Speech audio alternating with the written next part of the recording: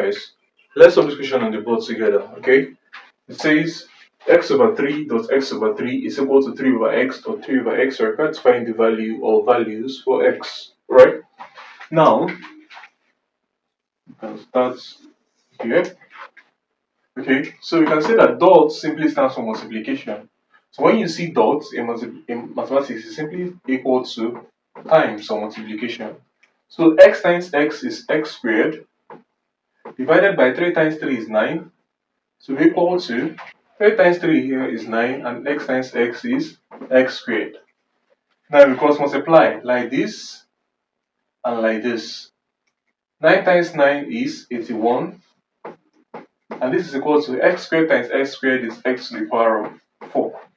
Okay, from here we can say that our x is raised to the power of 4 is same thing as 3 raised to the power of 4.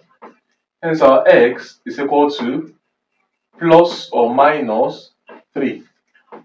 Okay, these are the first two answers for x. Now let's find the remainder of the answers for x. Now if you recall, what we had here is x raised to the power of 4 is equal to 3 raised to the power of 4. Let me bring this out now and show you guys how we do this quickly here. So we have x raised to the power of 4 to be equal to 3 raised to the power of 4. We're trying to solve for the values of x from here. Okay, now to do this, first thing to say is that from here you already see that x raised to the power of 4 is the same thing as x raised to the power of 2 times 2. Okay, so I can write this like x raised to the power of 2 all raised to the power of 2. Because if I had a raised to the power m all raised to the power n, it's equal to a raised to the power mn. Okay, from the laws of indices. Now for here I have 2 times 2 to be 4. Okay, so I've not changed anything. And this is equal to 3 raised to the power 2 all raised to the power of 2. Okay, because 2 times 2 is 4 as well. Now from here we can go ahead and say that x raised to the power 2 all raised to the power of 2, okay, minus 3 raised to the power 2 all raised to the power of 2 is equal to 0. Alright? Now this is difference of two squares. Okay, we have this squared and this squared. Now this will become x squared minus 3 squared multiplied by x squared plus 3 squared.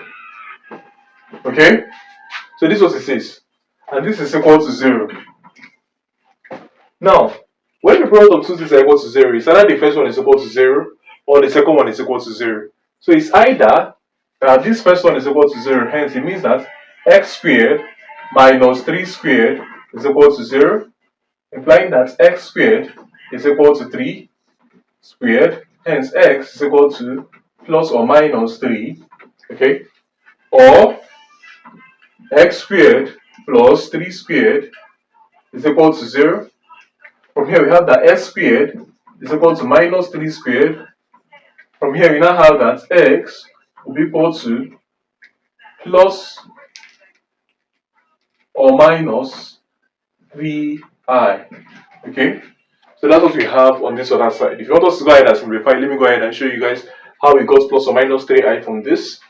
Now recall that root of negative 3 squared can be written as x squared to be equal to negative into 3 squared.